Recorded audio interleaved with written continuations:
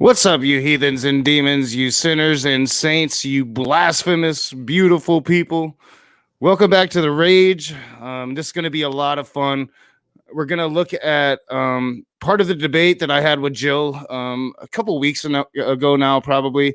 I got the man to have this review with. I got Dr. Josh. You all know him, Digital Hammurabi. If you're not subbed to him, you should be. Yeah, what's up, Dr. Josh? Thank you so much for joining me. Oh, no, my pleasure. And, if you haven't gotten your 100% reprobate t-shirt, go grab one. Very comfortable. Yeah. Dr. Josh is sporting that, y'all. Be sexy like Dr. Josh. But yeah, this was it's good, like, because we were gonna do this yesterday, and I had to work, and the holiday messed up my work schedule. And this kind of worked out perfectly because I was in a room with Jill earlier, and I got to cuss him out, but it was hilarious because he admitted defeat once again, and he said that it was the topic, and that, like, he putting it all on, like, I somehow chose this topic, and somehow, like, him and Praise now want me to have a different debate, coming at it from a different angle, I guess. And I'm like, all right, whatever. But I don't know if that's going to happen. But this one was funny because in the side chat, as it was all happening, Smokey Saint and others were in the side chat saying Dr. Josh wrote my opening statement, and I got all of my information from Dr. Josh. That just wasn't true. Dr. Josh did help me a little bit. He did send me some information the day of the debate, and I did utilize some of that information in the debate, but I had already been writing everything, and by the time he sent me that stuff, and why wouldn't I utilize my friend Dr. Josh if I can, because he's an expert on this stuff. So yeah, this is going to be fun. I actually got to find the part in the debate that we're going to be watching, but I thought that we could start it out because there's a couple interesting things that came up. If you guys saw, like, the joke conversation I had with Smokey, I told a joke. I was like, if God created the sun on the fourth day, then how was there 4 days? And Smokey didn't realize I was joking. He took it seriously, and he said that it was because there were two different words. And I'd like Dr. Josh, if you'd like to address that, and tell us, was there two different words and what Smokey was talking about? Yeah. So there are some. I don't know necessarily that he's getting it from here, but John Walton has written a fair amount on sort of reinterpreting, in some ways, Genesis 1. He's got some ideas about how the Hebrew words are used there, particularly the word bara, which you see translated as to create. And he's put forth sort of an argument that it means not to create necessarily ex nihilo. It means to arrange. It has like a functional ontology, is what he calls it. Anyway, so there's some, I don't know if that's factoring in, but that there's now been somewhat of a discussion about what does bara mean. There's another verb that's used, asa, which means like to do or to make. There's a third form that's used in the creation account, which is just the jussive form of to be, so let it be. So when it says like let there be light, or let there be whatever. So all of that to say, the quandary, I guess. And by the way, I lost, like, my earpiece went out. If you saw me switch it out, so there was like a 30 seconds I didn't hear what you said. So I'm sorry if you said something that I should have responded to. Oh, no, you're good. But the dilemma is, God creates light on the first day, but then the sun, the moon, and the celestial, the stars and the sun and everything are created on the fourth day. And the question is, well, what's the light? And so I've heard this argument before. Again, I don't know where it comes from specifically, but like God created the sun on the first day, and then there was this, sort of a canopy around the earth, and that he then allowed the canopy to dissipate somehow and revealed the sun. Yeah, it's not really what's going on in the text. I mean, like without going into a lot of detail, which would Mm. take a while. You guys Uh, can read. I would suspect David Samara's got quite a bit on this. But John Golden Gay is getting ready to come out with a pretty expansive Genesis commentary. I suspect he'll talk about it. Anyway, I'm going to stop rambling in a second, Knock. But well, the point is that that's beautiful.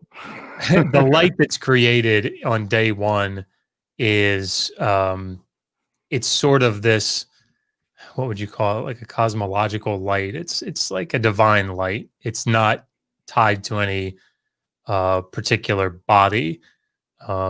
So there's no tension in that sense, which one's which, or it's just saying that and this is something that's kind of common in the ancient Near East. If people are interested in citations that they could kind of tie to that, please email me. I'll go pull them for you. But yeah, it's not really what's going on there. Well, yeah, and like I didn't mean to like even like trigger something in him when I made the joke because I was just tossing out a lot of jokes. But I've heard different arguments from Christians about this, so it seems to be something that they're really worried about, and it's probably because atheists like me do crack jokes about 4 days and like the sun being created on the fourth day. A lot of atheists talk about that, and I've heard arguments like the light was God Himself, which you spoke of a divine light, and I think maybe that came from Kent Hovind's son. I think it is. I can't remember his name. Eric Hovind. And then the other one was from Pastor Sherry, and she said that the light came from God, but God was running around the world, so the whole world got light. That one was probably my favorite. But yeah, like it was funny that he even brought that up because that seems to be Jill's and Praise's argument when it comes to slavery. Like Jill tried to make that argument today is that, the words are different now. And when they said slave back then, they basically meant, employee-employer relationship. The other thing was the book of Job. And me and Smokey Saints had this back and forth. Several people pointed out to me because it didn't even really register on me that this was something that I should even really look at. But several people pointed out to me that the book of Job was not, in fact, the first book written, and could have possibly been actually one of the later books written of the Old Testament. So I understand that you're not an expert on aging or dating books or none of that, but this is, you study the Bible more extensively probably than a lot of people. You're very educated. What do you think about that? So, I mean, if people are interested in this topic about, how to go about dating books, Jan Houston and somebody else recently, I think it's in the last 5 years, published a book, How Old is the Hebrew Bible? And actually, Houston weighed in on an article more recently. So dating books is incredibly difficult, right? The oldest material that we have in the Hebrew Bible there are poetic texts, Judges 5, the Song of Deborah, or Exodus 15, the song around the Exodus. There are sort of these poetic passages that show up. There's some in First Samuel, like the Song of Hannah. I'm trying to think of others, but these are the sort of the older poetic texts that are probably like archaic. They're the oldest. Well, and that's funny because you mentioned the story of Deborah. I think it was, and that had come up in one of the times that they were talking about it, and it's like they didn't even know what that was. I think somebody said it was that apocrypha or whatever. Yeah, and I mean that's I guess that's understandable. It's not we don't normally think, I guess, today in terms of chapters, calling chapters. Or yeah, you said Song of Deborah, not Book of Deborah. Yeah. Yeah, so I mean, like Song of Solomon, like I can see that confusion, but it's difficult. So there are certain things that we can say, and so Job, I just kind of did a cursory look at what specifically scholars are saying about it. And,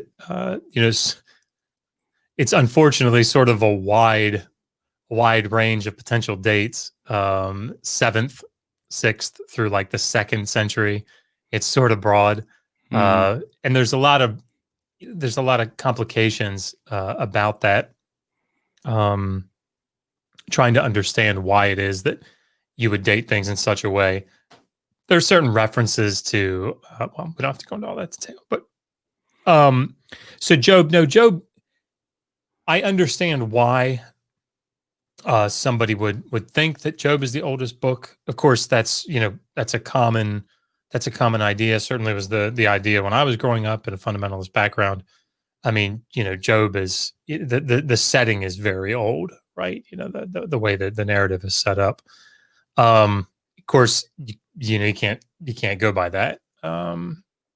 So there's probably a fair amount of archaizing in the text itself, trying to make it maybe seem a little more ancient. But no, I think that I think Houston argues that it's transitional biblical Hebrew. So you have like archaic biblical Hebrew, the inscriptions. We don't know how old they are, maybe 10th century. I don't know. Then you have standard biblical Hebrew, which is, sort of the narrative portions of Genesis through like of the Torah. Then you have this transitional biblical Hebrew, which is in between standard biblical Hebrew and late biblical Hebrew, which would be like the book of Daniel or Ezra and Nehemiah or Chronicles, these later texts. But again, there's a lot that goes into it. And if people want to email me for some resources, I can definitely get them. Well, yeah, and since this came up, I've been fascinated researching this, and I think it's clear that the books were written. The thing like with the book of Job is it could either be like one of the earlier books written, or it could be like one of the last books written, and it's just there's really no way to really determine that. They think that it might have been one of the later books because the research I was looking at said there's references to Greek culture, but again that doesn't necessarily mean anything because they're kind of vague references, so it's really hard to place the dating of the book. Yeah, I mean, I wouldn't say that it's certainly not one of the earlier ones. I don't know anybody that would argue that it's one of the earlier, like the earliest that I've seen would be 7th century. Yeah. So, and the Hebrew Bible was written what, 8th century, or I mean, there's a lot of complications in that, trying to get at that, and a lot of differing opinions on those sorts of things. Certainly, there's a difference between, and again, Joel Baden would be somebody that'd be excellent, I think, to talk to about this. So forgive me, Dr. Baden, if I screw any of this up. But he works, for example, with this like the neo-documentary hypothesis. So he's thinking about the original sources. So the original sources, or the original fragments of stories, individual stories that were brought together, those things can go back to oral tradition. Israel is probably around. Not that I'm an expert on this either, because I'm not a biblical archaeologist. Like somebody William Deaver or something. You guys could read on that, but these stories can go back to 10th century, maybe 11th. I don't know, kind of floating around. But the question is less how far back is the oral tradition, because that's tough to get at, and more about when did sort of pen go to paper, to compose the book. And what they would say, I think, is that 7th century is probably the earliest that I've seen people argue for the book of Job getting composed. Just one more thing, sort of as an example, the book of Daniel is a really good example of something like this. The latter chapters, like 7 through 12, we can pretty firmly date to the 2nd century. But the Aramaic tales, like the court, the courtroom, not courtroom, the like the tales at court, Nebuchadnezzar's court, they're probably the Aramaic tales probably go back a little earlier, maybe 4th century, but then they're brought together into the final form of the book. So we have to make sure we have those distinctions. So Yeah, anyway, yeah, and yeah, it's fascinating once you look at it and you really start dating these things. Chat, let me know if my everything should be fixed. I think I had a Windows update yesterday, um, but I do see people say that it's buffering. hmm, I don't really see that on my stream. It does look a bit blurry still, which is really disappointing me. But then Stupid Horror Energy said that she thinks it's, I don't know. So let me know if it's like blurry, if it's buffering, guys. Hopefully that's Stupid Horror Energy says not buffering for me. So hopefully not. Maybe I do need to do some more work. Maybe my internet's been really weak for the last couple of days for some reason. I'm not sure. I thought it was probably the fact that I had a Windows update that I needed to do last night. So hopefully everything will be fine. But so like one last thing about the book of Job, Dr. Josh.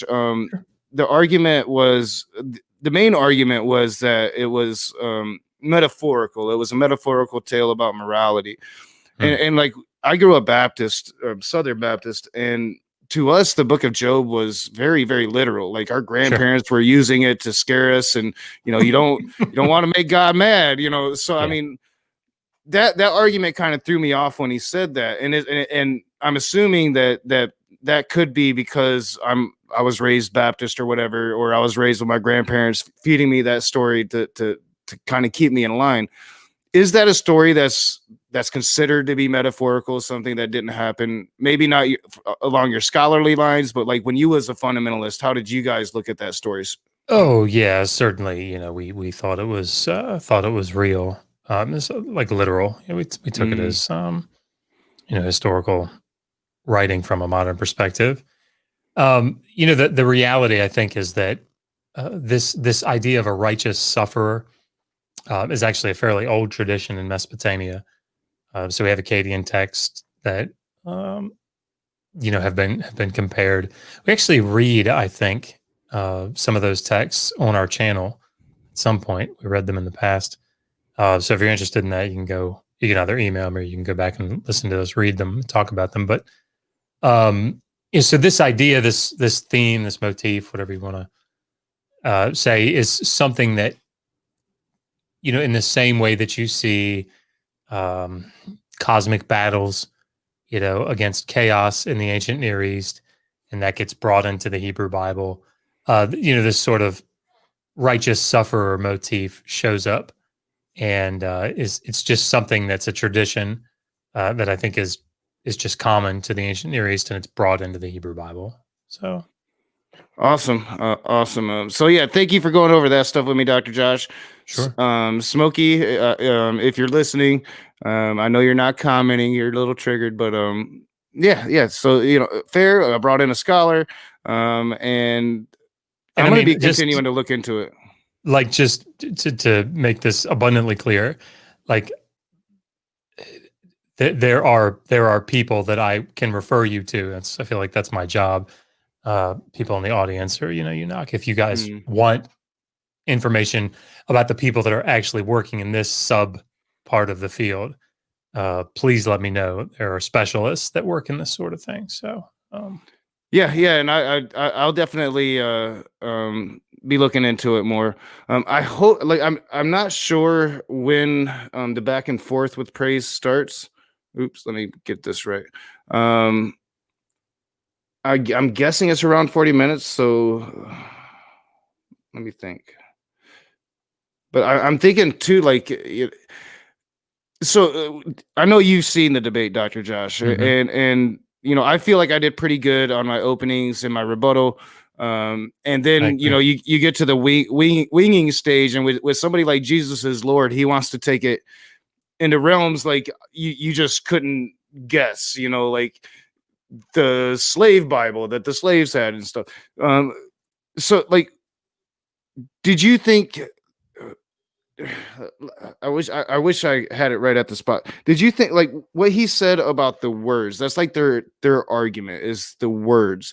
Um, that's what slave meant back then Mm. isn't the same thing that we believe slave to mean today. And I think that this is probably where you are an expert at. So what will you talk to that, and then we'll see where we're at Sure. in this, and we can review it. So one of the things that is to sort of set the stage, I guess, for that, one of the things that's difficult is from a linguistic standpoint, um, we want when we translate, particularly ancient texts, but even modern translations, we want to have this sort of one-to-one correspondence. So, like, how do you say this in this language? And of course, the problem is even in English, those sorts of things aren't always so neat. So the word "run," my refrigerator is running, Johnny is running, my nose is running. Those all have very different meanings, even though it's using the same word. And so you have to bear those sorts of things in mind when you come to an ancient text, because the context is what's going to tell you, right? That's really the key to all of it. What is it that's going on in the context that's driving the meaning? So in light of that, very often in the ancient Near East, um, if you go to Mesopotamia, for example, just down through the periods, even in Egypt, um, and certainly in the Levant, they don't always have what we would consider to be precise words for things when we want them to be precise, right? So uh, in Akkadian, for example, the word that for slave um, can be applied very broadly. So during the Amarna period, for example, in the like the 14th century, you have these kings that are writing in Akkadian, and they're like these low level kings that are in Canaan, and they're writing to the Pharaoh, and they refer to themselves as your servant, right? Your slave, and using that Akkadian word. Um, and so people have looked at that and said, well, that guy's not a chattel slave. That guy's not a debt slave, right? He's not, working in somebody's kitchen or whatever. He's a king. So that means that slave must be like this great word, that everybody would want to be called a slave, because look, the king is one. That's very consistent, actually, in the ancient Near East, that a chattel slave is referred to by the word, and a king that's calling himself a servant to a greater king is using that same word. And what it means, it's describing someone who's inferior in a hierarchical structure, right? That's what it can have that sort of fluidity. Sorry if my 2-year-old is rolling around or something upstairs. So if I seem distracted, that's what I'm hearing. So when you come to the Hebrew Bible and you see the word Eved, Eved is used like in a lot of different ways, right? So you have prominent figures in the Hebrew Bible that are called Eved, and then you have, Leviticus 25:44, an Eved, right? You go, wait a minute, like how can you have this, servant of the Lord, this very prominent figure who's definitely not a chattel slave or a debt slave. And yet we have that same word being used down here to describe what is exactly that, right? A chattel slave. And it's because that's how language works. And it's complicated and we don't like it. I get it, because we want there to be this sort of one-to-one correspondence. Unfortunately, it's much more nuanced than that, which is, again, it is frustrating when you do it. But it's sort of the nature. You have to look at the context and say, all right, what is being described here? Is a king being described here? Or is this a chattel slave, or is it something in between? So, Yeah, and I truly feel like both Praise and Jill know that, because like even as Jill was pointed out, and I might be actually before that, or maybe we'll go to that part,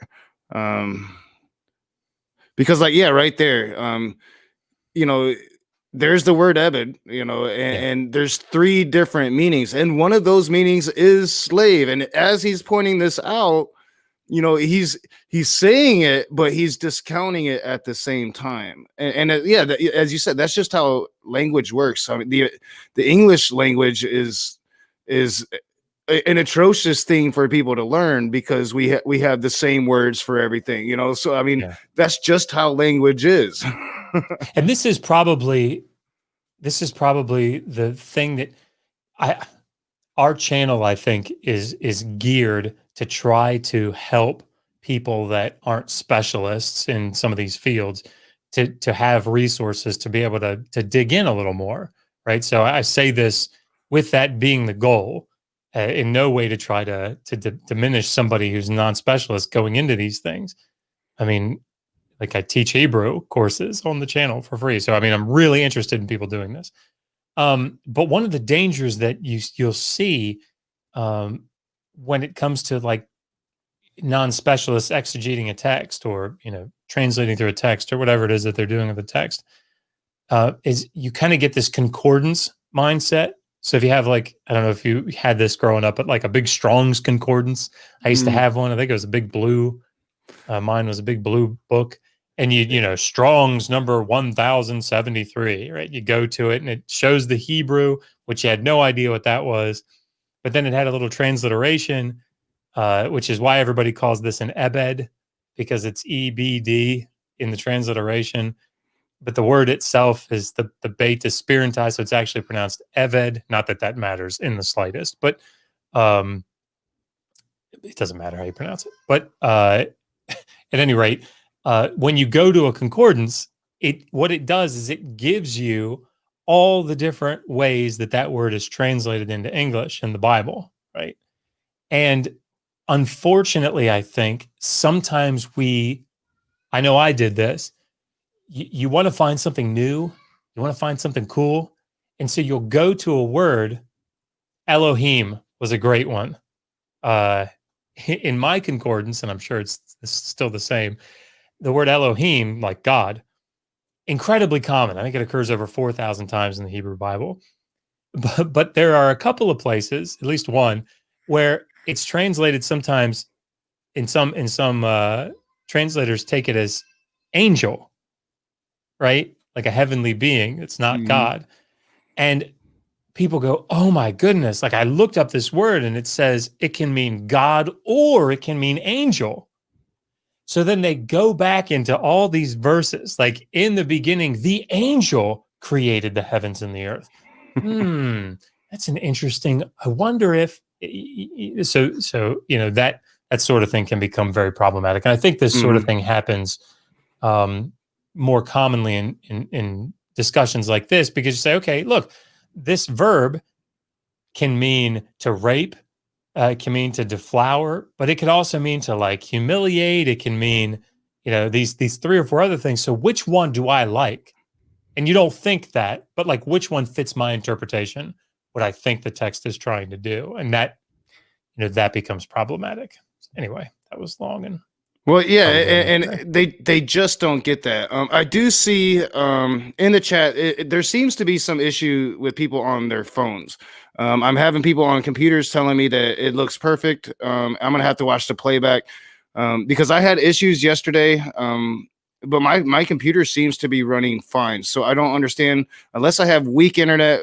But people are saying that the PCs are good, so I'm gonna assume it's like something in the YouTube app, guys, and hopefully it's not something that I need to fix. But yeah, I think that's the problem that Jill and Praise has when it comes to this, because they want a thing to be true and it just isn't. And so they run into problems, and they get obsessed about this debate. But this is the debate that they always want to have, and they keep running into a stone wall. They ran into it with you.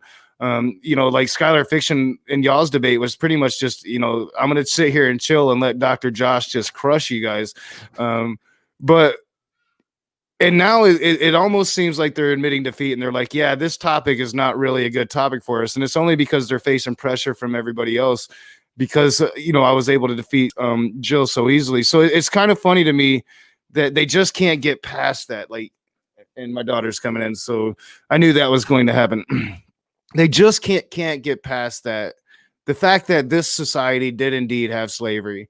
You really need to get over that, because I mean, ancient cultures had slavery, and when Christians do this, I think it makes it really easy for people like me to come in and poke and prod at them and kind of get under their skin, because this is just a fact of history at this point. There's really no doubt. Dr. Josh, as far as I've studied, and you've studied this far more extensively, history says they had slaves and they participated in slave trades for a very long time, just like a lot of cultures did. It's not really saying anything bad about the culture. It's just, hey, this was a thing that happened. Yeah, I mean, this is sort of the thing that I said at the end of the book, and that is that, if you're sort of an atheist that comes to slavery and tries to emphasize all the, like, sort of excuse me, excuse me, a more extreme way than necessary. Like here, Exodus 21, that the point of the text is it's a manual on how to beat your slave. It's not really the intent of the text. If it was misused that way, which I'm sure that it was, that doesn't mean that was the intention of the text. And there's no need to do that. And I say in the book, slavery is bad enough as it is. Like it's bad enough with the intent of the text. It's bad enough. You don't have to try to make it worse to make your point. And in the same way, I think maybe the other side of the coin is that, Megan's a Christian, and slavery in the ancient world doesn't bother her, right? It doesn't bother her Christianity. And I know lots of people like that. And the reason is, I think that it's the reality of, debt and chattel slavery in the ancient Near East and in the Hebrew Bible is not the death knell to, someone being a Christian. I think there are other things that convince me not to be a Christian, but this is not the one. And so I don't think it's a hill that you need to die on in order to uphold your faith. So, well, yeah. And like, once you really dig into this, the Israelites were actually better than the cultures around them. They had rights for slaves, and slaves were actually, from what I've seen, treated better throughout most. I think that there was a fairly dark period in Israel at the beginning, before they started regulating the slave masters. But through most of Jewish history, they took pretty good care of their slaves. Their slaves weren't brutalized too often. It was more a rarity, as far from what I'm seeing. I mean, I would say that there's actually not a lot of difference, really, between could I be like reading into it and trying to find like things to maybe comfort the blow as I'm talking about these things with Christians then? Because I saw that, and I'm like, and I've heard a couple Christians. I mean, that's Smokey Saint's whole argument. It was like, man, these other cultures were just horrible. So maybe that's interesting. I'm glad you're telling me this. This is why I'm glad you're here. Yeah, I mean, we can definitely talk about that. There are two things to keep in mind, I think. The first is recognizing the difference, not you, Knock, but I mean, like, people in general, recognizing the difference between laws that were on the books and what they imply and what people actually did, right? So right there, I mean, you can look back through, even in the biblical text, Jeremiah 34, Nehemiah chapter 5, like, you can see it doesn't play out well, right? They don't adhere to the law. And of course, that's part of the biblical narrative, is that Israel doesn't obey the law. So that's one thing to keep in mind. It's also something to keep in mind, I think, and I'm not an expert in this. I've started reading a little bit about it recently. But there's a guy that wrote a great book from University of North Carolina, Chapel Hill, and I can't remember his name now, but he's a historian that wrote on slave laws in, like the pre-Civil War South, because I'm interested in that, because I think when the people make a comparison between biblical slavery, like slavery in the Bible, and slavery, chattel slavery in the antebellum South, what they compare often is what's in the laws of the Hebrew Bible versus what we see actually taking place in the antebellum South. So it's not a fair comparison, I think. It's because it would be fair if you said, what did Israelites actually do? Not what the law required, but what did they actually do? And what did people actually do in the antebellum South? Or what were the laws in the Hebrew Bible? And what were the laws in antebellum South? And again, I'm not in any way, I'm not even knowledgeable yet on this one, right? But just from the reading that I've done, I'm the reason that I'm reading it is I'm interested to see were there laws that were not followed in the antebellum South that we would look at and say, okay, it's not great, but like there are restrictions on how much you could beat your slave in the antebellum South, right? According to the law. Did they follow that? That's another story, right? So yeah, that would be interesting to look into. I've never looked into that aspect of slavery in the South. It's always been, the liberation or the Civil War. Yeah. That would be interesting to kind of like, what were the laws surrounding or regulating slavery during those times?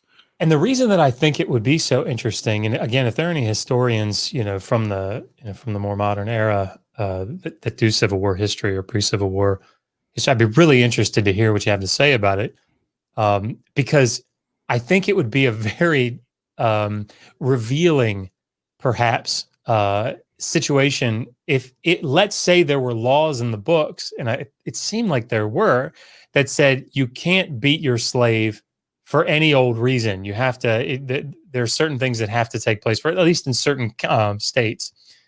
Would we look at those things and say, well, I mean, look, you couldn't just beat him. Look, the slave had some rights according to the law. Like he had to be given breaks, or he had to, like, you couldn't just go rape your slave according to the law. So look, it's not that bad. Like, would you say that? No, of course not. Right? We would look at the antebellum South and say, I don't give a fuck what's on the books. Yeah. That was some horrific shit. Right? Definitely immoral, without a doubt. Yeah.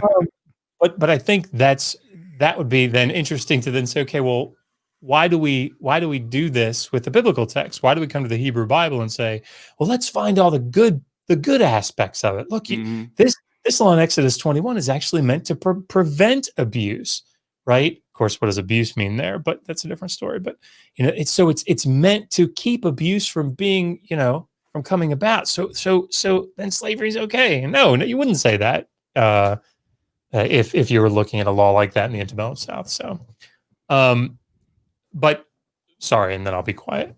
Oh no, please. But when you think about when you look at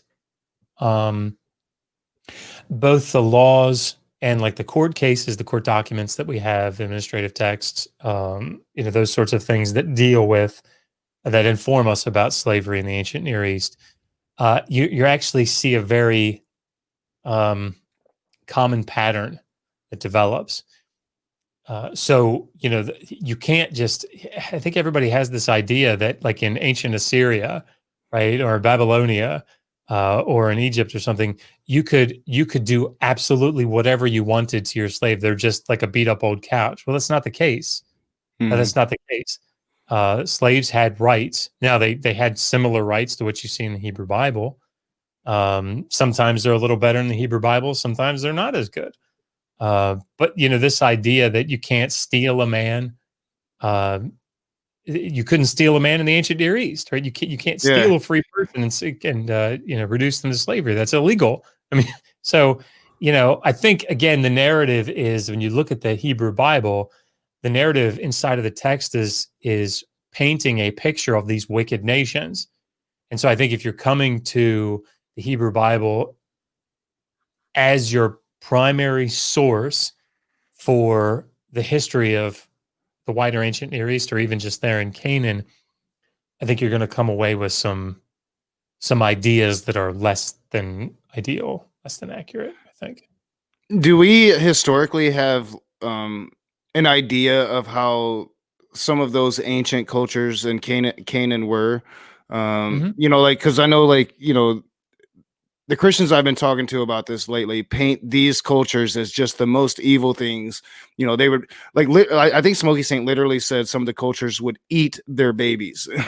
Yeah. So I mean, like, do we have like any I'm sure we have history that shows that cultures were cultures and people were people back then, just like they are now, right? Yeah, so I did a stream with Dr. Brendan Bentz. I think the title was like "Were the Canaanites Really Evil?" And it's on our channel, and that's we sort of touch on this. But there's a group of texts called the Amarna letters. I think I mentioned them earlier, and I think there's some 350 letters that we have in Akkadian from the 14th century in Canaan, and we know a lot. Like we don't know as much as we would like about Canaan, but archaeology's not too bad. So again, if people want resources that they can take a look at what's going on in Canaan, particularly as Israel starts to come into their own in the like the 12th, late 13th, early 12th century. Please let me know. Shoot me an email. But no, I mean they're just not that different. I mean, one of the things that we know, I think, pretty reasonably, is that Israelites were Canaanites. This idea, this like conquest model, where you have the Israelites coming in from the outside, it's just not genetically they're related to. They're like a subset of the Canaanites. Again, not my field of genetics, not my field of expertise. But if people want citations for that sort of thing, let me know. But no, I mean that. I think most would say that you probably have a small mainstream scholarship would probably say you had a small cultural memory of an exodus, of a small band, handful of people coming out of Egypt. Some people would even say that because Egypt was ruling over Canaan at that point and making them submit, that's sort of where this idea of slavery came from. It doesn't really matter to me. There's no 2.5, 3 million people coming out of Egypt in the late 15th century, and you don't have this huge influx of these people called the Israelites. What you probably have is a group that sets up in the highlands in the late second millennium, and people get added to it, and this is sort of like with Thanksgiving for us, right? My I don't have descendants that were pilgrims, right? But I celebrate Thanksgiving. I can't say this about you because you have, Native American descent, you're Native American, so it doesn't really work with you. But like, because you do have that, sort of descent. But even though I don't have this direct lineage back to the pilgrims, nonetheless, I celebrate Thanksgiving, right? And so because I've become part of this culture, it's become an ethnic marker. And so this is likely what happened with the Israelites. They developed people that weren't necessarily part of this. If there was an exodus, this sort of handful of people coming out of Egypt or whatever exodus, that story just sort of caught on as the national part of their national identity. So that was a lot more than what you asked for. Sorry. Oh, you're muted, Knock. I do that sometimes. You're rambling on when the other person mutes. Well, no, I have to mute it because I can't mute my microphone anymore, so I have to mute it up here, and then I always forget about it. Yeah, I think you answered perfectly. I mean, this is exactly what I wanted to know. And we will watch a little bit of the back and forth between me and Jill here, but these are the things that I wanted to know because when I go into these debates now, like I'm taking debate a lot more seriously now. I far prefer having conversations. Like I would just much rather be in a room with a bunch of people arguing it out. I mean, I enjoy those scenarios, but I'm trying to take debate more serious, trying to be a more serious debater and actually know my topic well, choose my topic well, and then prepare relentlessly for it. I really do want to say, I mean, I told you this off air, but I mean, I really do think you did a fantastic job with your opening statement and your rebuttal. I think they were very well crafted. So Thank you. Yeah, and I've been told by several people, I need to write more, I need to write more, and not be so off the cuff. And in debates, I'm trying to do that, especially with like the openings. You're not going to always be able to steel man your opponent's argument well enough to really craft a rebuttal. But when you can, then you should it worked when, well. when I was able to do it, I was like, yeah, I got this one. But I mean, and they're not wrong either. This was a debate topic that it's basically what they were saying it was. I took the affirmative that the sky was blue, and Jill said no, it wasn't. I mean, that's basically what this debate was. So I admit that fully. But again, it's the debate they relentlessly pursued me to have with them, is and calling me a coward like I was running away from it.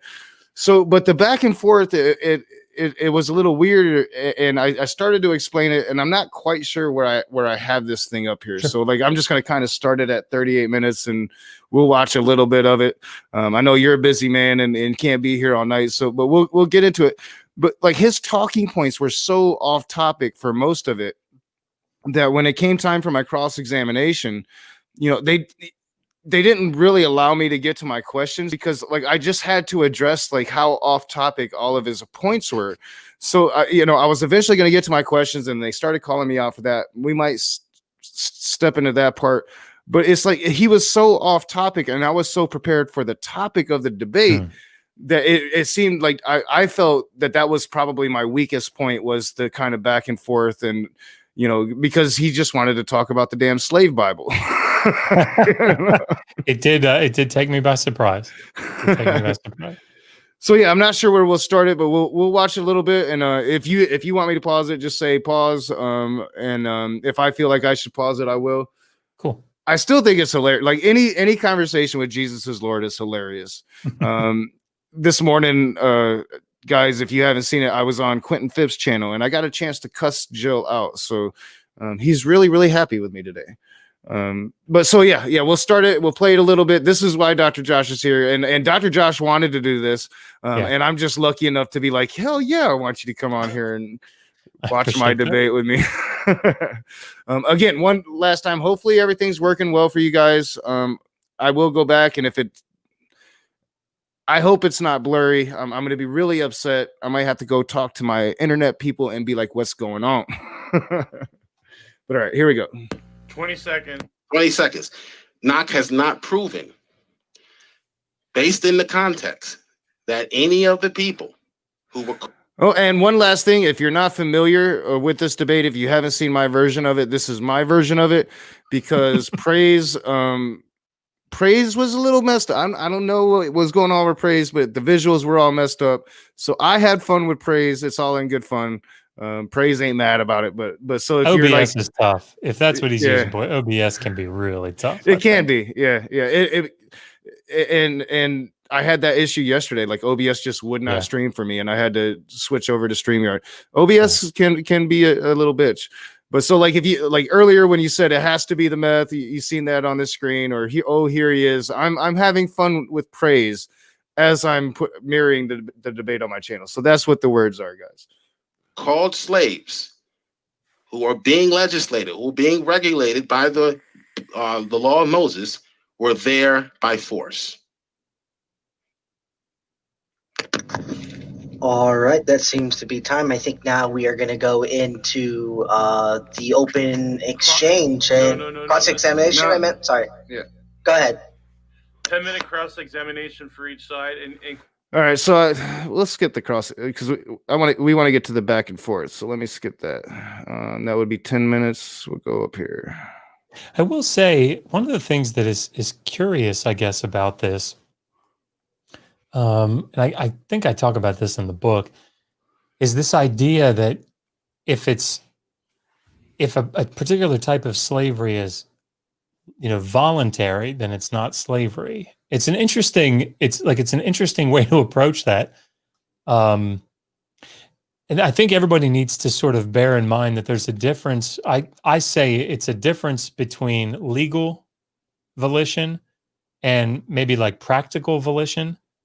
So, if you're legally, if I Well, I mean, just we'll stick with we'll stick with the biblical text. If you see in 2 Kings 4, Elisha comes and helps the widow woman whose husband was the prophet, and he took out a loan, I think of some sort, and he was defaulting on it. And she said to Elisha, "I don't have any money to pay the creditor back, and he's coming to take my 2 sons, as slaves." Well, like, she wasn't super excited about her kids being taken, right? Even though legally that was voluntary, right? The guy, they all, I mean, if you want to go this far, which I don't think is correct, but the husband, when he took out that loan, knew, if I default on this, and there may even been in those situations, there's often a contract written up. If I default on this, my kids get taken. I mean, that's it. So it's voluntary, but does that not, I mean, so that's legally voluntary, right? But does that mean that it's not slavery, is question one. And then question two, because this is why I think we just need to define what slavery is, what we're talking about. But the other thing is, does practical volition play in people's minds? And I think it would. I think it would if it were happening to you. If you agreed 2 years ago, yeah, sure. I mean, I know I'm going to have a good harvest. This is going to be able to pay this 30 shekels back, and that'd be no problem. And then all of a sudden, shit goes sideways. You lose your harvest. You go, and now here comes the guy who's going to take your kids. I mean, like, you're not excited about that at all. And there's nothing moral about it. This has always been my point to Jill too. For one, like, indentured servitude is not moral. Like we today in the modern world have laws against indentured servitude, right? Like, but for two, even if it's voluntary, doesn't make it right. Like, you still own a human being, even if it's a Hebrew and it's just 7 years, you still own that human being, and that within itself is immoral, at least through our modern lens that we look through right now. See, I mean, I wouldn't say that they would think it immoral, but they consider it on the same level as charging interest, I think, to a fellow Israelite. So when you get to Leviticus 25, the text is going out of its way to say, you can't take a fellow Israelite as an eved. You can't do it anymore. And because it's not a, I'm careful. I'm trying to be careful here. When I say it's not good, what I mean is it's not beneficial in the same way that charging your brother interest on a loan is not beneficial, and you can't do it anymore. So, I mean, this is where this becomes sort of problematic. They recognize, these later, they're recognizing that they're turning Exodus 21 on its head, and they're saying, no, you can't do this anymore. Anyway. Well, and I pointed that out during the debate, because there came a period of time where they did do a lot of regulating on the slave industry within Israel. I think with the Talmudic era period, to where they a lot of new laws against the slave masters and a lot of new rights for the slaves. So I mean, I pointed that out to him. Like, there came a point in that culture to where they really wanted to, it seemed like they wanted to, from what I've read or studied, it seemed like they wanted to distinguish themselves from the cultures around them. So they provided more rights for the slave and more regulations against the master. But of course, the Talmud would have been, much later. Yeah. I think it was 2nd century AD or CE. Yeah, something like that. So I was like, obviously at some point the culture, recognized some of these older ways. And the point you made earlier was spot on. And I've never really, because I think I try to give ground to the Christians in these debates and say, Me too. That they probably lived up to the law. But the point that you made, like, they probably weren't living. I mean, the whole biblical narrative was that the Jews weren't living up to the law. Yeah. So I think that I actually give maybe a little too much ground and when I'm having these conversations. And it's not just with Joe, but I've had it with Praise, and it seems like a certain type of Christian really wants to tackle this subject. And it's usually the same arguments all the time. Yeah. So yeah, we'll watch some of this back and forth, guys. Hopefully the stream is playing okay for you guys. I'm gonna be like really upset if like they change my internet on me and I gotta go find new internet. I'm gonna be so mad about that. You should let me know that my internet's gonna start sucking one day, you know. But all right, let's I'll find that out on the playback. Let's just hope it's like a mobile malfunction with YouTube. YouTube has had issues. Like, have you had issues streaming Digital Hammurabi or Scholar Fiction at all, Not Dr. that I Josh? know of. No, not that I know of. I had a hard time streaming yesterday, and then it's happened like before where I had a hard time getting a stream off, and I got on Twitter and everybody was like, "Hey, YouTube is messed up." So I'm hoping YouTube is messing with stuff. So all right, we'll watch a little bit of this, guys. Cool. I'm not gonna breathe this Agent Orange, right? Anymore. Yeah, I'm going on to that transport. So I'll wait for my rebuttal to ask you a question, because since you're equating what the Israelites did as rape, then you would also have to equate what our servicemen did as rape as well. Not at all. We're talking about Israel. I know we are. So sorry. I mean, I know this isn't, but I do remember sort of rolling my eyes here. When you think about these texts like, you know, Deuteronomy 21, where I think it's what you guys were talking about, I think we have to be very careful about distinguishing between how they would have perceived it and how we perceive it.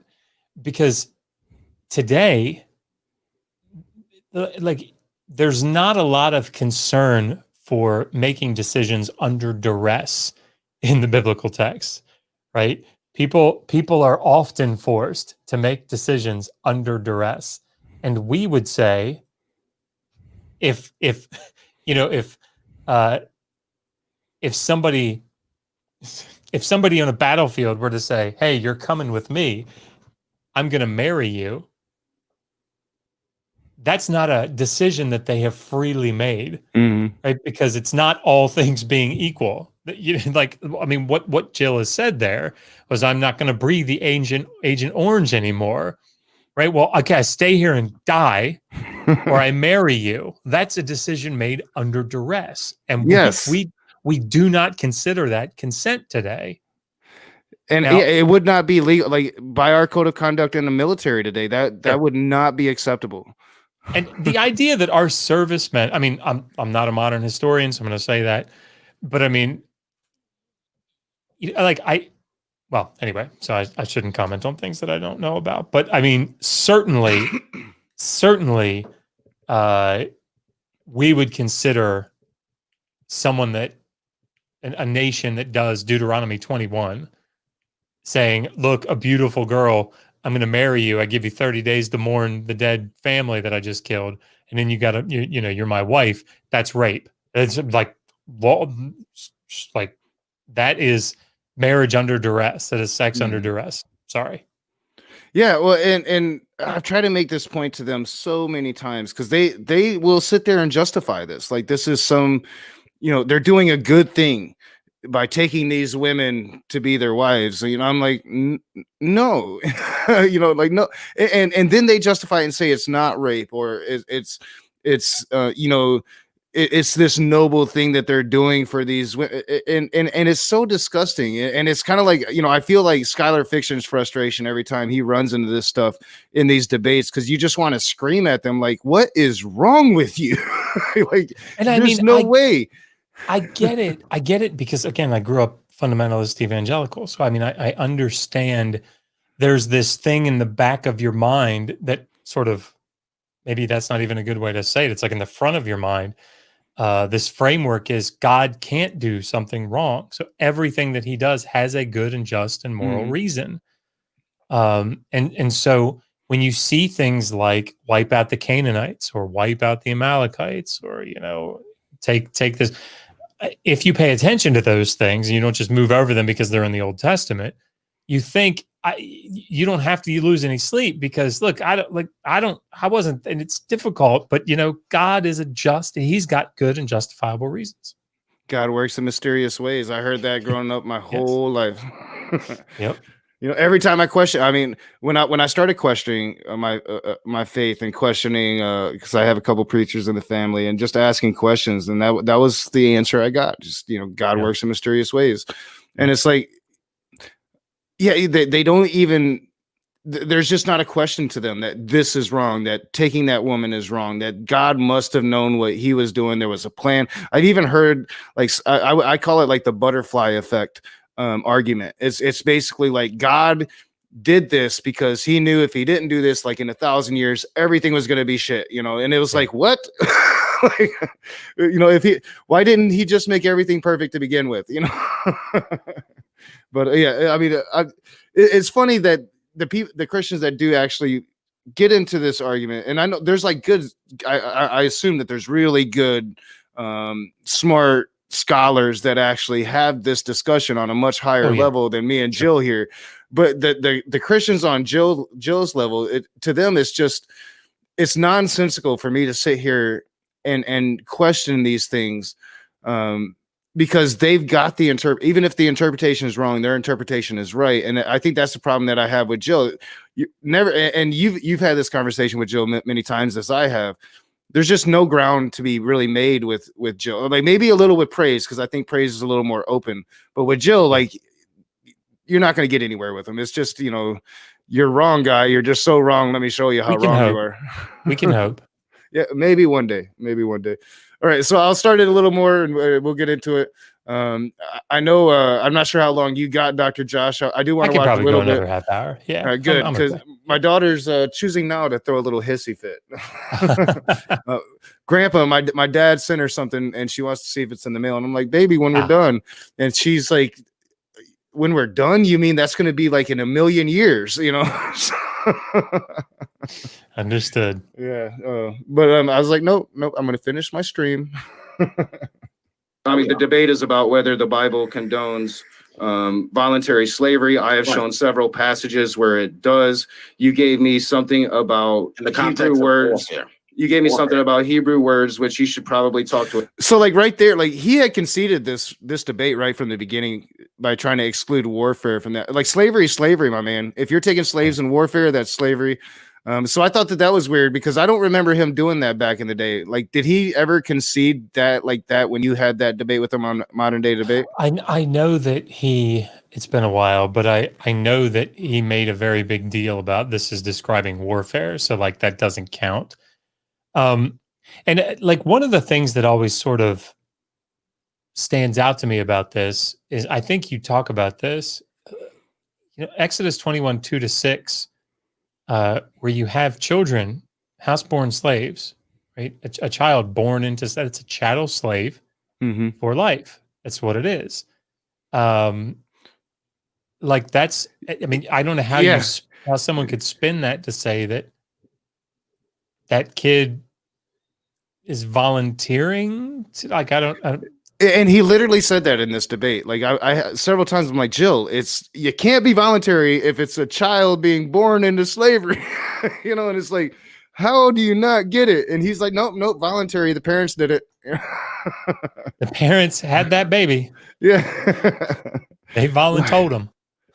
Yeah, and honestly, I think that's why like Smokey got so mad about this debate, was because like Smokey wanted to be the one, and probably would have been a better debate opponent for me, because he would have represented the arguments so much better than Jill. And Jill just butchered it and kind of exposed himself to a community, like, because these Christians are like actually taking this troll seriously. I don't understand why. Like, we've known what Jill is for a long time. Like, I literally met Jill in Scholar Fiction's chat one night. I was drinking back then, and I was just talking smack to him because he was talking smack to you and Skylar. And I'm like, come on my stream right now. And he did it. And that's how I met Jill. Oh, gosh. Fun times, Dr. Josh. Fun times. Indeed. A scholar about that. Sure. You're not one, by the way. Okay. So I guess that You would have be anything it. We don't have much time. I'm really sorry that I couldn't have approached that in a different way. A little bit of confusion. I don't think that you have shown. Is this I don't think that you've shown anything that would say that the Bible doesn't condone voluntary slavery. Question, sir. No, it's not. I'm making a statement with my time. Not only do you not know the difference between marriage and rape, you don't know the difference between a question. Well, you and obviously don't know. I like to say that it is. You his time to obviously talk. don't know how to give me my time. And we had just kind of spoken to that, Dr. Josh, that argument, like it's not rape if it's marriage. And I'm like, well, if you're taking her against her will, forcing her to marry you after only giving her 30 days to mourn, cutting off all of her hair, making her go through all these rituals, and then forcing her to have sex with the murderer of her family, that's rape. Even if she thinks, and again, I think this is really the key. I mean, what is it? Is it Stockholm syndrome? Stockholm syndrome, where you develop an infatuation for your kidnapper. That doesn't, like, nobody looks at that psychologically and says, "Oh, okay, well, at that moment, you're no longer a captive."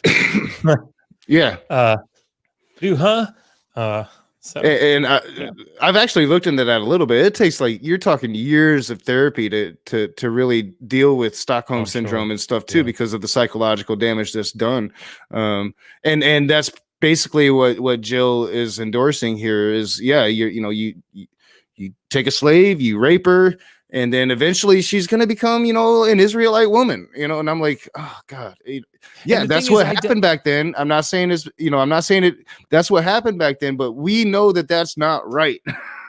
And I mean, I think that outside of this context, I'm absolutely not certain, but I'm fairly sure, like that he would not say in any other context, that's a good idea. Like this would be okay.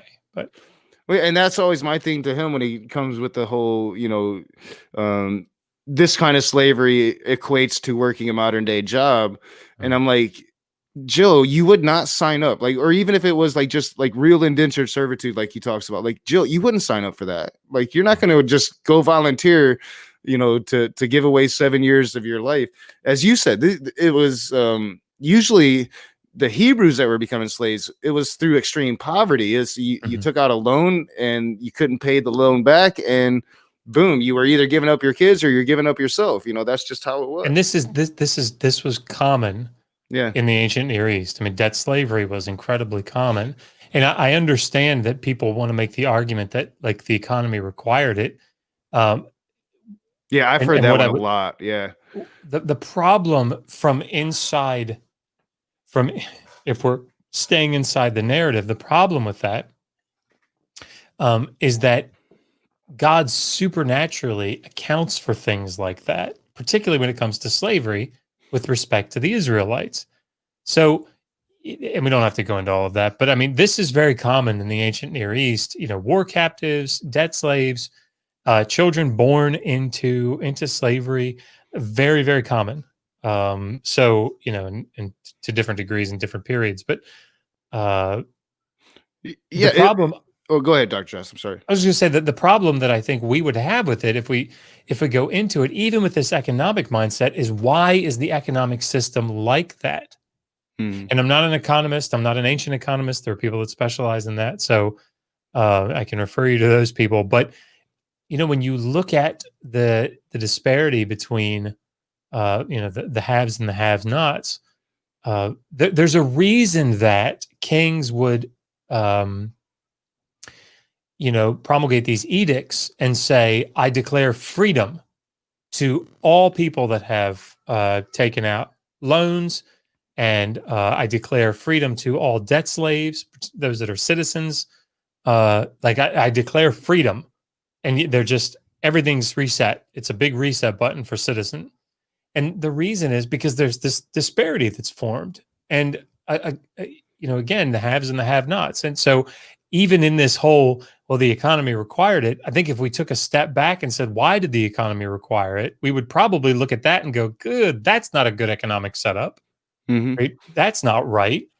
And that's what I was going to say. It's like this was ingrained into the economics of the times of of pretty much every culture in the area, and it was ingrained in the culture, like it was ingrained in Southern culture here in the States, or ingrained in the whole culture here in the States for a long time.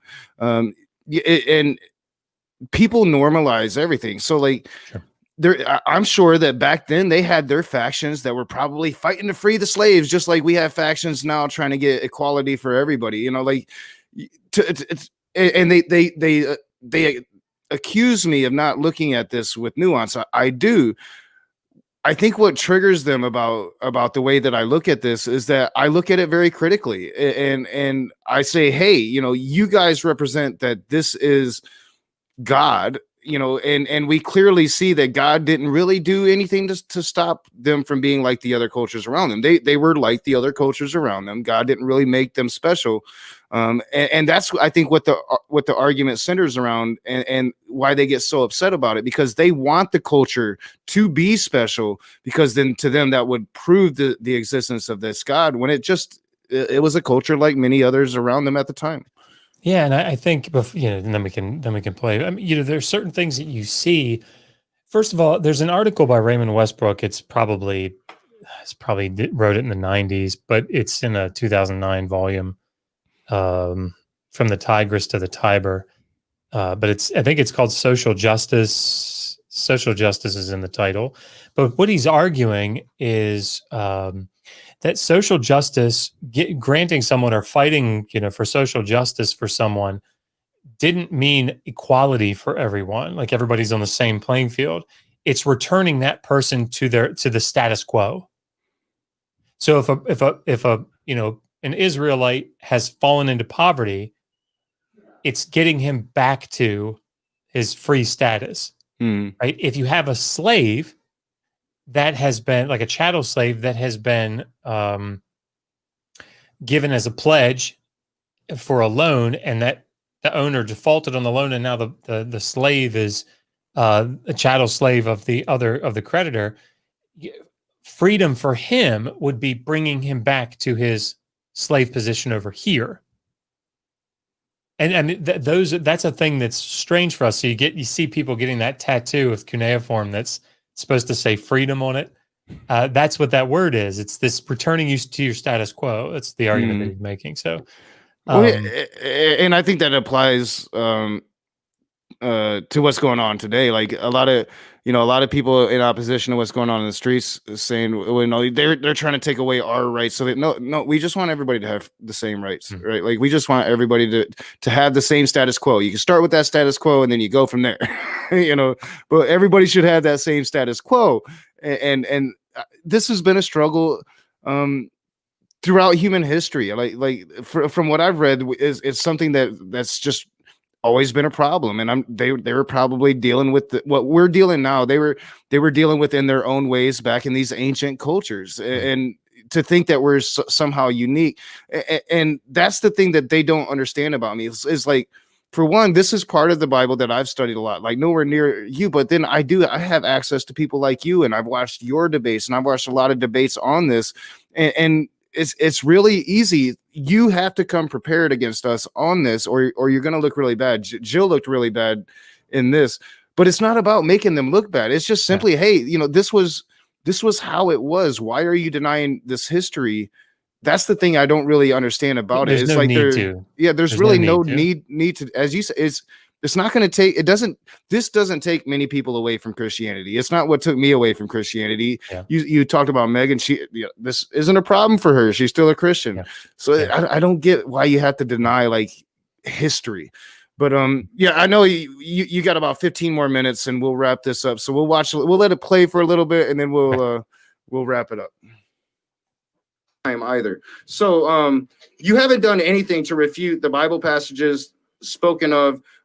You are trying to infer that by taking a human being and saying in a time of war, or however you do it, because they did purchase them through slave markets as well. This is history. This has been shown. You are equating that with taking a prisoner of war, taking them to safety. It's just ridiculous, Joe. It doesn't have no merit. It's kind of stupid. I succeed. I yield the rest of my time. That's not a question either, man. No, it's not. It's not. All right. So let's go over to Joe.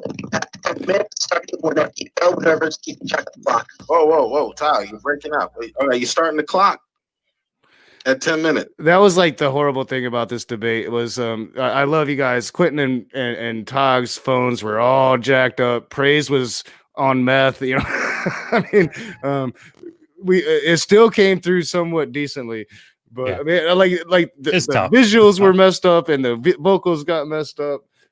Praise, you'll get better. Praise, you'll get better. I like you, my man. Yes. Okay. My first question. Are you listening, Knock? All right, because I did not predict he was going to do this. Did not I predict he was going to do this? He was. Are you going to talk about the debate now? Warfare. Yeah. Yeah. Right, cool. Yeah. So, other than in the case of war, in which I've already cited the Geneva Article 16, where it says, let me read this for you. Geneva Article 16 says that you are to capture prisoners within the shortest time period possible, right? So you're not to leave them there. So this part really confused me because he's trying to equate a very humane thing that we do on battlefields today to a very inhumane thing that they did on battlefields back then, and I don't understand. So I mean, did they? So I haven't read Geneva Article 16. Yeah, neither. I haven't read it either, but I'm curious. Does it say you capture them and then take them to your house and make them a slave for life? I'm fairly certain. Is that what it says? I'm gonna guess no. Like, I don't understand the reasoning. Like, Jill has to know that in the modern world, I mean, I'm sure that this does happen. I'm sure, like, I don't know if you've ever seen that old Michael J. Fox movie, Casualties of War, really horrific. Sean Penn was in it, but it was about Vietnam and about a group of guys that, when you're in the shit, as they say in war, things happen, and the fog of war happens. They end up kidnapping a girl, raping her against her will. It was a brutal movie, and I'm sure that still happens. But if we find out it happens, we are going to come down on them with an iron fist. I've never been in the military. I know you were. It seems to me, from what I've read, especially with what's going on, the military is very strict about these things. Like, I'll tell you a very quick story. I mean, not about that specifically, but I was doing an exercise one time, and I was a friend of mine and I were lying prone outside of our tent, and had our M16s, trained out into this field, and this figure started walking up, and he was wearing fatigues, like desert camo, but he had his M16 slung over his shoulder. So he wasn't, he had a M16, but he's not like holding it and pointing at us. So he gets about 50 feet out, 60 feet out, and we're yelling out, "Halt, United States Air Forces, identify yourself." He didn't respond. He just kept coming. So I said to, my guy, the procedure was, "All right, I'll cover you. Go out there and, put him on the ground. Don't kill him, just disarm him." And so he ran out. And as he was about halfway out of the corner of my eye, and there was a line of trees, I saw some movement, and I looked, and there's a guy with a gun pointed at my partner running out. This is all an exercise, right? And I turned to shoot him, and I thought, wait, I haven't said, "Halt, United States Air Forces, identify yourself." And we might get in trouble if I don't say that first. I can't just shoot. And my partner was dead, in the exercise. So, like, when I think about regulations and I think about procedures, again, I haven't read Article 16, the Geneva Conventions, but I would imagine it's incredibly strict. Yeah. Yeah. Well, so. and Geneva that was set up to prevent crimes of warfare. It was set up to kind of create this fair warfare on both sides. You don't do this because you don't want your enemy to do this to you. I mean, I haven't studied Geneva. I have studied the convention and what led to it, So for him to equate these two, it seems like a really big stretch. But at this point of the debate, like, this was after the openings and rebuttal. So he knows he's just had his ass handed to him. But so maybe he is stretching, trying to find something here. But it kind of threw me off. I'm like, Geneva no, but my argument is we don't do this in warfare anymore. So why are you using the rules that don't allow us to do this in warfare anymore? And never would it be okay for us to take a prisoner of war and to keep them forever. I think that there's this huge thing now where we're trying to get rid of prisoners of war that we have from Al-Qaeda and these Islamic terrorists, trying to send them back to their countries or to have other countries keep them, because we don't want to keep all of our prisoners. I don't think that that's the humane thing to do. You capture them, you make sure they're not going to be enemy combatants, and then eventually you let them go.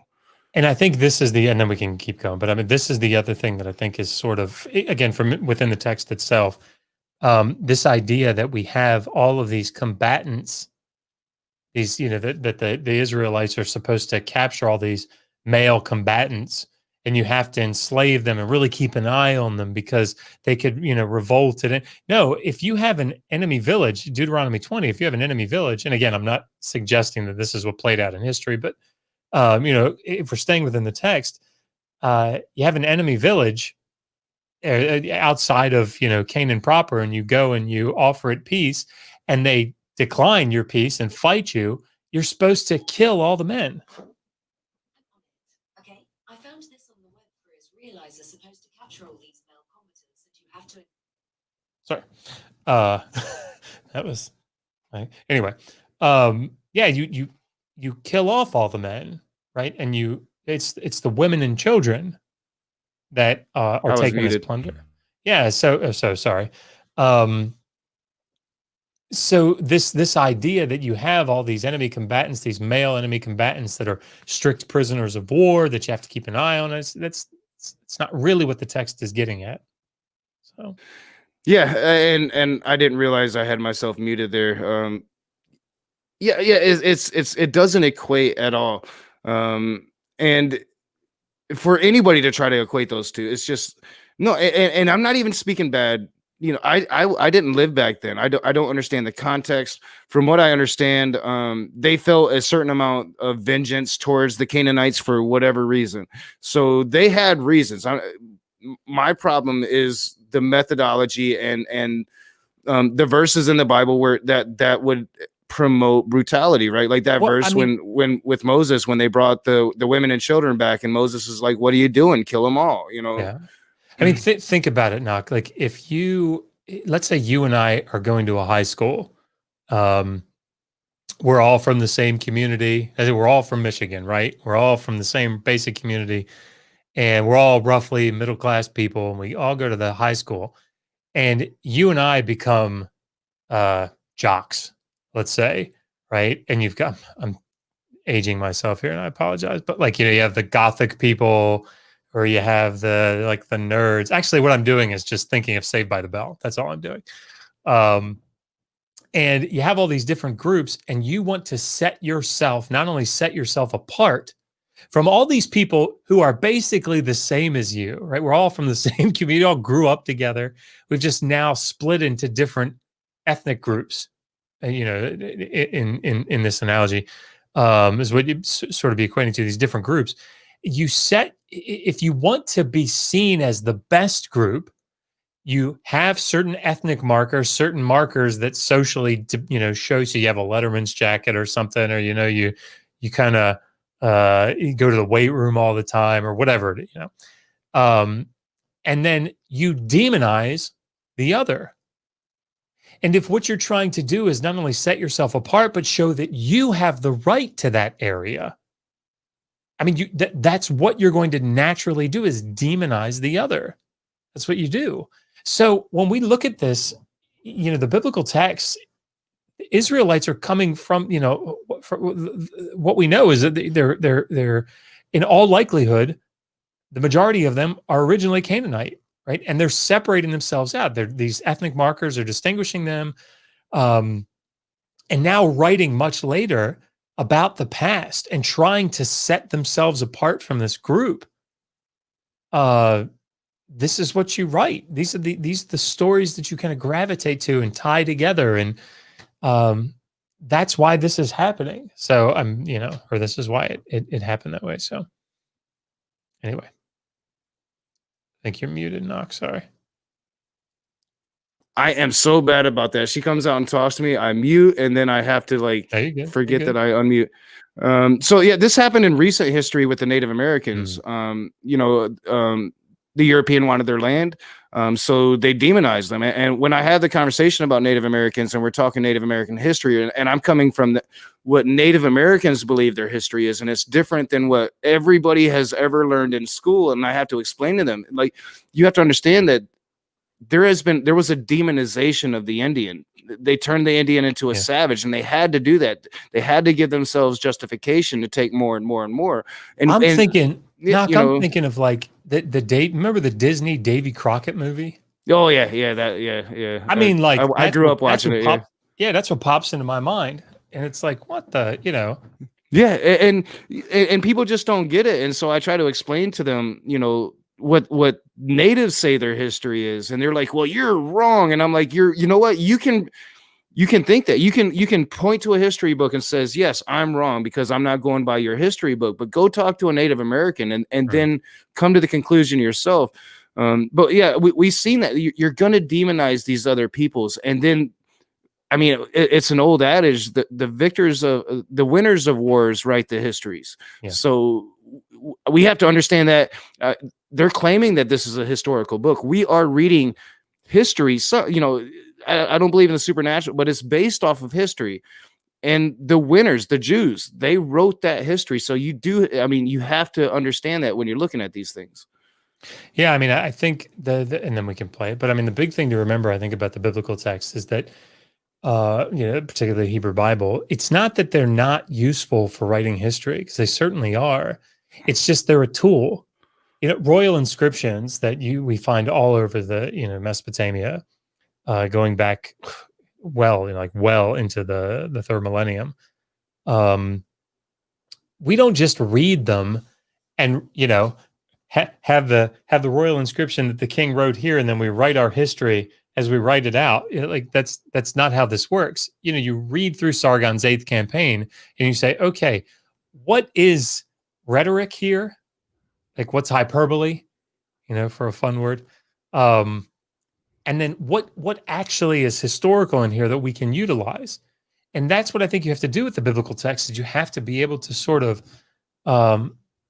understand the genres, understand the motivations, understand what the text is trying to do, and then pair that with archaeological data, pair that with extra biblical data, and then sort of tie this all together and say, what's the model that best accounts for all of this? Mm-hmm. And that doesn't necessarily take your God out of it. Like, Christians can come to these conclusions and still have their God right there. So, and screw the, I've enjoyed the actual conversation more than the debate anyway, because for one, I don't get much chance to really talk about what I'm researching with an expert, and despite what they're saying about you, Dr. Josh, that's exactly what you are. And to get the perspective, because I've seen a few archaeologists come on your channel, Digital Hammurabi, or Megan's channel, your guys' channel. Mm-hmm. So you get that perspective from the archaeologist as well. I've always wanted to ask you, did you ever want to get into archaeology yourself and go on digs yourself and be a part of that? I or did. Was that always? I excavated in Syria. Oh, you did? Oh, I didn't know that. Yeah. So there's a site about an hour and a half east of Aleppo, called Umamara. And I was the most inexperienced person. Like, don't get me wrong. I was there with a bunch of archaeologists that were brilliant. But they put me, there was a rampart out at the wall, a rampart out at the edge of the city, right next to the local village. And they put me out there to excavate with a team of five local people from Umamara that only spoke Syrian Arabic.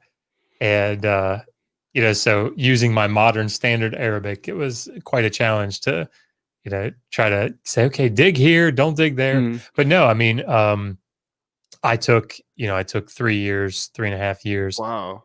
of archaeology with Professor Glenn Schwartz. I took a semester of biblical archaeology with Barry Gitlin. That's awesome. I mean, I'm not in any way an archaeologist. I didn't minor in it, but just to go on a dig and have that experience, like that was always my dream job as a kid. I wanted to be an archaeologist, and so like. That's really awesome, especially to go to another country to try to unroot the histories of where we come from.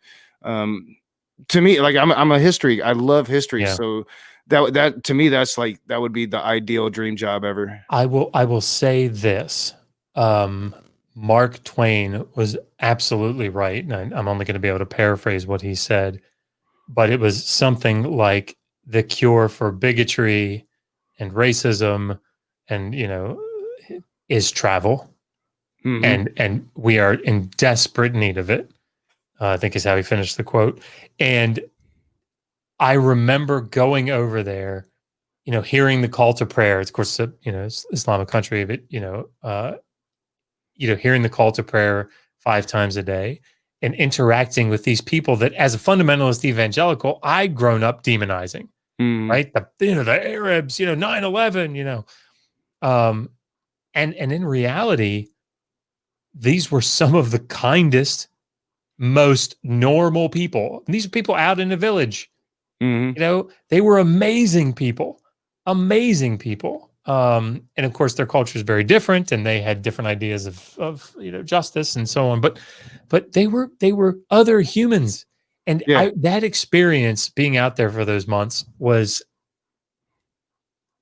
I wish that I could infuse people that were like me, uh, fundamentalist evangelicals that have grown up in the United States, not really traveled all that much, infuse them with that experience because it really Yeah. is the cure. Well, and I think that that's why I'm the way I am, because I didn't go to other countries, but I've been in situations to where I've been around a lot of different people, Yeah. a lot of different cultures, and yeah, you're right. Like, I often talk about some of the people that I've met, and there's the worst human beings. Like, they're gangbangers and they've killed people, and then you have a conversation with them, and it's really scary to know that this killer is a normal human that has Yeah. normal human shit. And it's Yeah. like, Yeah. it's very eye-opening, honestly, when you see that.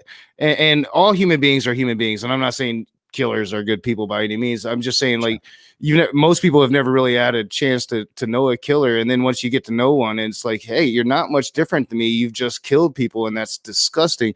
But Yeah. the culture thing, I've always said that, like, because I grew up in this really small southern town, and I see it now, like with my dad, and he hardly ever gets out of there.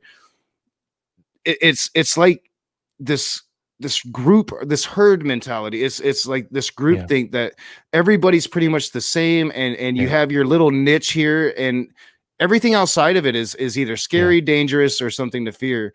And it's kind of Brainbug. sad, because you just have to go out and experience life, and people are people, Yeah. And Brainbug found Mark Twain's quote there. And of course, it's so much better to just say, so travel is fatal to prejudice, bigotry, and narrow mindedness. Yep. And many of our people need it sorely on these accounts. And I mean, I just wish human could have beings are that. human beings, and speaking of Islamic culture, and then we will get out of here because my daughter's over there moaning like, "Oh, She's Dad, I want tapping to her check the foot. mail." Um, but like, because I have studied some of these Islamic cultures, and this doesn't come from Apostate Alliance talking to ex-Muslims. This is just researching, hearing some tales from soldiers coming back. We have a lot of army people here in my town, and just talking to them, and they'll tell me stories about, they'll do like a raid on a house, and before, and they won't find anybody, but they'll like insist to feed all of the soldiers that just raided their house. They'll take your shoes off, sit at table, and they will feed you before you go. I mean, it's just the differences in the cultures are there. There's no doubt about that. But the similarities of the humans, I mean, if you really are interested, there's no doubt about that either. And it can be eye-opening. It's what I tell Christians. It's like, you just have to get out of your little bubble, and there's a whole nother world out there. It really and is. you don't even know it because you're so firmly stuck in your bubble. Yep. That's right. So yeah, Dr. Josh, thank you so much for coming on. We didn't watch much of the review, but I think this I wanted is to talk great. to you about slavery anyway, and this, this was better anyway. Well, it's absolutely my pleasure, and I really appreciate you having me on. This has been it's always a lot of fun. Yeah, and guys, he is wearing that original Raging Atheist t-shirt. I'm gonna have the store up and running for reals tomorrow. The cheapest prices I can make them, and that t-shirt will be in there. So be sexy like Dr. Josh. But thank you, Dr. Josh. And I will, like, if for some reason I am still having computer issues, I will figure them out. If I have to get new internet, I will get new internet. It's driving me nuts. So hopefully it wasn't too bad for you guys when we go watch the playback. Hopefully you enjoyed. It's always a pleasure to have you on, Dr. Josh. You know how I feel. I think you're one of the greatest men I've ever met, one of the kindest men I ever met. And I thank you for coming on. Absolutely. All right. Still no Patreon screen. I started working on it, but I still don't have it like I want it. So we're just going to get out of here tonight. I should be here for a stream tomorrow, unless it's not working, So you guys have a good night, and we'll see you soon.